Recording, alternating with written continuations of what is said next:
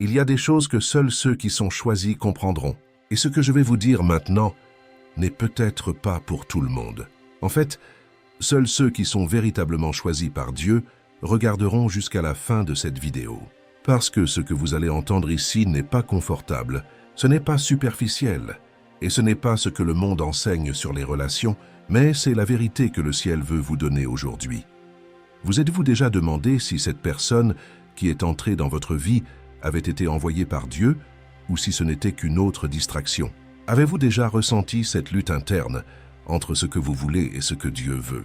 Peut-être êtes-vous exactement à ce point maintenant, avec votre cœur divisé, votre esprit plein de confusion et votre âme qui implore la clarté. Et c'est là que beaucoup se perdent, parce que l'ennemi ne se présente pas avec des cornes et un trident.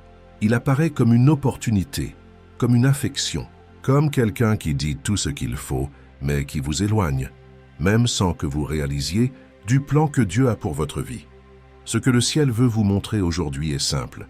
Avant que Dieu ne vous montre qui est la bonne personne, il a besoin de vous montrer qui vous êtes lorsque vous êtes aligné avec lui. Parce que l'erreur la plus courante des choisis n'est pas d'aimer la mauvaise personne, c'est d'aimer quelqu'un tout en étant encore déconnecté de sa propre identité spirituelle. C'est pourquoi je vous demande une chose. Si ce message a déjà commencé à parler à votre esprit, écrivez dans les commentaires « Seigneur, aligne mon cœur avec toi avant de me montrer quelqu'un ». C'est juste une phrase. C'est un abandon. C'est un engagement. C'est le début de la transformation. Respirez profondément. Restez avec moi jusqu'à la fin. Si vous êtes vraiment un choisi, ce que vous entendez maintenant peut vous sauver de l'une des plus grandes tromperies de votre vie, et ce sera le début d'un nouveau voyage en direction de la relation que Dieu a déjà préparée, mais qu'il ne vous livrera que lorsque vous serez prêt. Beaucoup demandent une réponse de Dieu au sujet de quelqu'un, mais peu sont disposés à recevoir une réponse de Dieu à leur propre sujet. Et ceci est la clé que peu prêchent. Dieu ne donne jamais une alliance à quelqu'un qui n'a pas encore compris son identité dans le royaume. Vous voulez la bonne personne, alors vous devez comprendre. Avant que Dieu ne montre qui doit marcher à vos côtés, il travaillera sur qui vous êtes devant lui. Cela semble difficile, mais c'est fondamental, parce que Dieu n'unit pas deux corps qui ne désirent que l'autre. Il unit deux missions qui se complètent. Et si vous êtes émotionnellement perdu dans le manque confus, la vérité est que même si la bonne personne apparaissait aujourd'hui, vous ne seriez pas capable de la reconnaître. C'est pourquoi le ciel se tient souvent silencieux. C'est pourquoi Dieu ne répond pas quand vous demandez « Seigneur, est-ce lui ou elle ?» Parce que la bonne question n'a pas encore été posée. La bonne question est « Seigneur, qui suis-je en toi ?» Suis-je prêt à marcher avec quelqu'un sans me perdre? Et c'est peut-être la raison pour laquelle vous vivez des cycles de déception. Vous rencontrez de belles personnes. Vous ressentez cette excitation. Vous pensez même que cela vient de Dieu. Mais peu de temps après, tout devient frustration.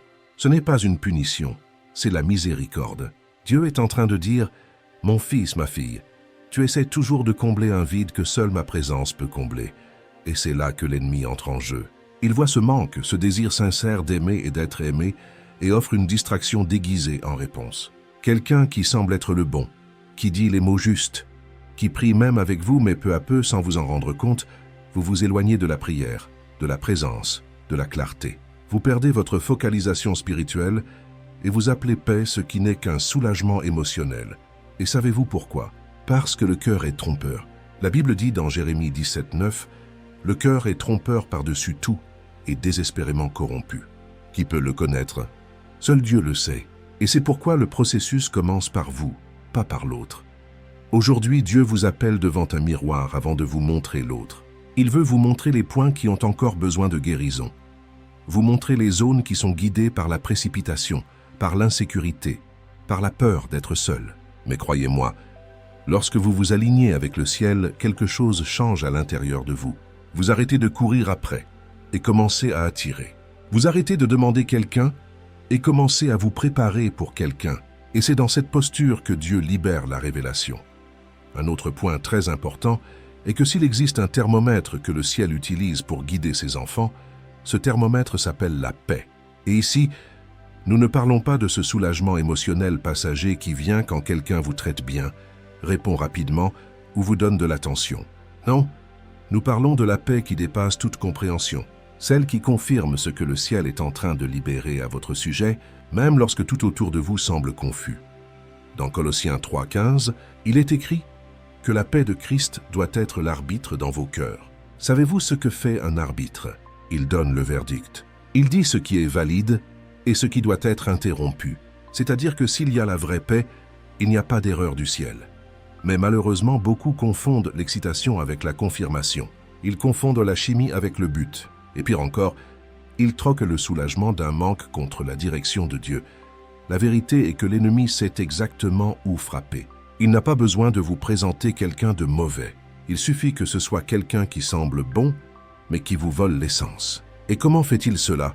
En créant une sorte de fausse sécurité, basée sur des plaisirs immédiats, sur des caresses, sur une présence constante, mais qui au fond génère une agitation. Vous la sentez, mais vous essayez de l'ignorer. Vous la voyez, mais vous faites comme si c'était quelque chose dans votre tête. Mais Dieu ne travaille pas comme ça. Quand c'est lui, la paix n'est pas étouffée. Elle s'impose. Elle n'a pas besoin d'être défendue ou forcée. Elle s'installe simplement et demeure même au milieu des incertitudes. Voulez-vous un signe que la personne ne vient pas de Dieu? Vous priez plus quand vous êtes loin d'elle que lorsque vous êtes proche. Vous sentez plus la présence de Dieu dans le secret que dans les moments à deux. Et lorsque vous êtes avec elle, vous remarquez que la prière diminue. L'intimité avec le Père se refroidit. Votre foyer spirituel s'affaiblit. C'est grave. Mais cela se produit parce que le cœur est emporté avant de se soumettre. L'émotion crie plus fort que le discernement. Et peu à peu, le choisi commence à essayer d'adapter la présence de quelqu'un à un espace qui a déjà été réservé par Dieu. Et lorsque cela se produit, la paix s'en va. Vous essayez de compenser avec des déclarations, avec la foi des promesses. Mais au fond, vous savez que quelque chose est déplacé, quelque chose est faux. Dieu ne vous laissera pas en paix tant que vous insisterez sur quelqu'un qui est hors du plan, parce qu'il vous aime trop pour vous rendre confortable, là où il vous a appelé à sortir. C'est pourquoi je veux vous lancer un défi maintenant. Laissez un commentaire avec cette phrase « Seigneur, ne me laisse pas accepter moins que ta paix ». Écrivez-le avec foi. Peut-être que ce commentaire n'est pas seulement une déclaration, mais la rupture d'un cycle de confusion qui vous empêchait de voir clair. Mon frère et ma sœur, beaucoup de gens croient que le silence de Dieu est une punition, que lorsqu'il ne parle pas, c'est parce qu'il est absent. Mais ce que peu comprennent, c'est que le silence de Dieu est toujours un signe de protection, pas de punition. Savez-vous pourquoi? Parce que tant que le cœur est agité dans le manque, compulsif, pressé, il ne révèle pas. Parce que Dieu ne donne pas quelque chose d'éternel entre les mains de quelqu'un qui pense encore avec la logique de l'immédiateté. Vous priez peut-être depuis des années. Vous dites peut-être « Seigneur, montre le juste ». Je suis prêt. Mais l'êtes-vous vraiment? Le temps d'attente ne concerne pas Dieu préparant l'autre personne. Il s'agit de Dieu vous façonnant au point où vous ne vous sabotez pas lorsque la promesse arrive. Dieu cache la promesse lorsque le cœur est blessé, lorsque l'ego parle plus fort, lorsque la peur d'être seul domine encore plus que la confiance d'être guidé. Il vous cache, vous garde, vous fait taire pour que votre esprit mûrisse, car la vérité est que Dieu n'unit jamais des moitiés. Il unit deux entiers, deux qui ont été restaurés, deux qui ont marché avec lui avant de marcher ensemble. Et c'est dans ce lieu d'attente que beaucoup se perdent parce que l'ennemi sait, il observe le temps, il voit votre vulnérabilité et à ce moment-là, il envoie des distractions qui ressemblent à des réponses, des relations qui arrivent avec des phrases spirituelles, des comportements beaux et agréables, mais qui n'emportent pas la même fin de Dieu que vous portez. Et c'est là le danger. Parce que lorsque vous attendez depuis longtemps, n'importe quelle miette ressemble à un gâteau. N'importe quelle attention ressemble à de l'amour. N'importe quelle compagnie ressemble à un soulagement. Mais Dieu ne veut pas vous soulager. Il veut vous aligner. Il ne veut pas combler le vide avec des distractions, mais avec une direction. Alors, si vous êtes dans ce temps où Dieu semble silencieux, comprenez. Il n'est pas distant. Il est en train de vous garder et à cet endroit, il vous entraîne à reconnaître la promesse, non pas avec vos yeux, mais avec l'esprit. Car celui qui reconnaît dans l'esprit n'est pas séduit par l'apparence.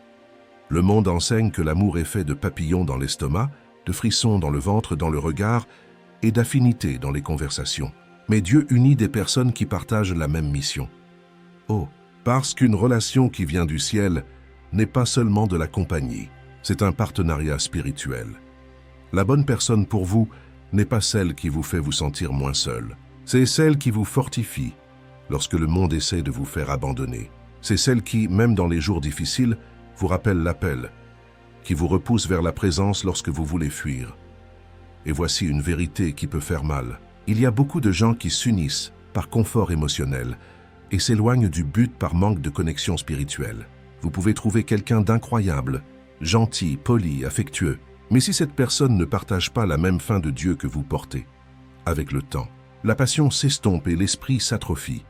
La véritable connexion, c'est servir ensemble, prier ensemble, rêver avec les mêmes promesses, même si c'est de différentes manières, s'ajuster sans perdre l'essence, avoir des conversations spirituelles qui vous élèvent, pas seulement des futilités qui vous distraient. Et savez-vous quel est le problème de nombreux choisis? Ils demandent à Dieu, mais analysent en fonction de leurs propres désirs. Ils veulent quelqu'un qui les aime, mais ils oublient de demander. Cette personne aime-t-elle Dieu par-dessus tout? Parce que seuls ceux qui aiment Dieu avant de vous aimer auront la capacité de vous aimer comme vous en avez besoin, et non comme le monde l'enseigne. C'est pourquoi Dieu, avant d'unir deux personnes, aligne d'abord les deux avec lui, car une relation saine commence par deux cœurs qui marchent déjà avec le ciel. Et si vous n'avez pas encore rencontré cette personne, il se peut que Dieu soit encore en train de vous aligner.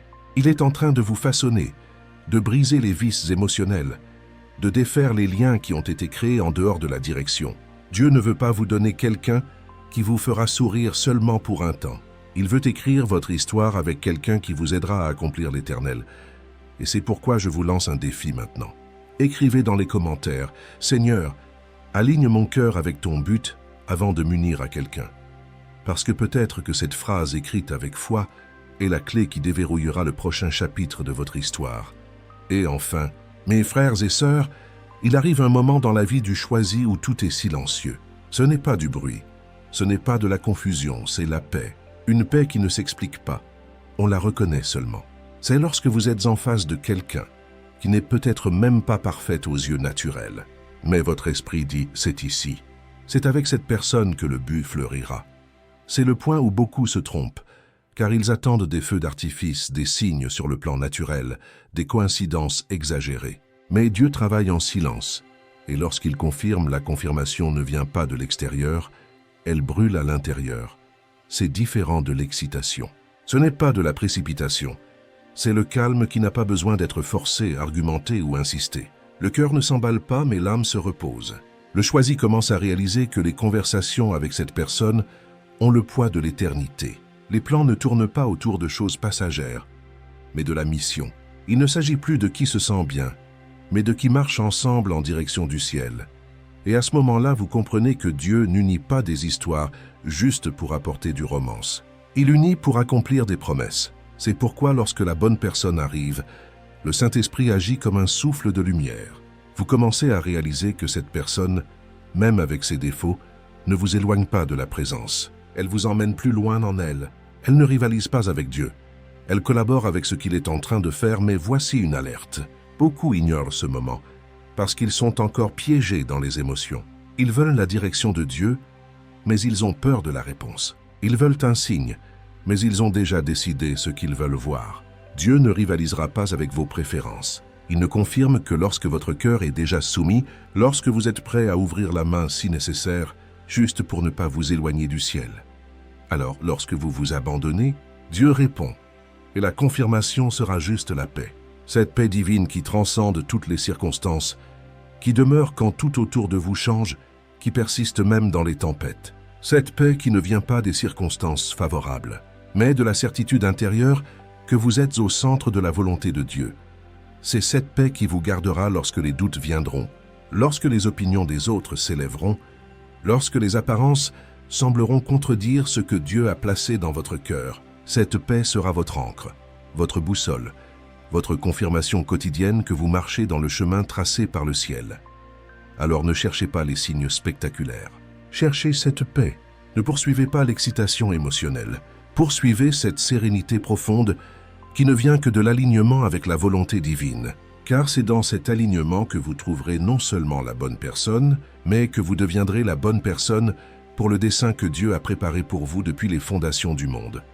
Le feu est allumé. Partage maintenant avec 10 guerriers qui dorment encore. La terre attend ton amen prophétique pour être secouée jusqu'aux fondations.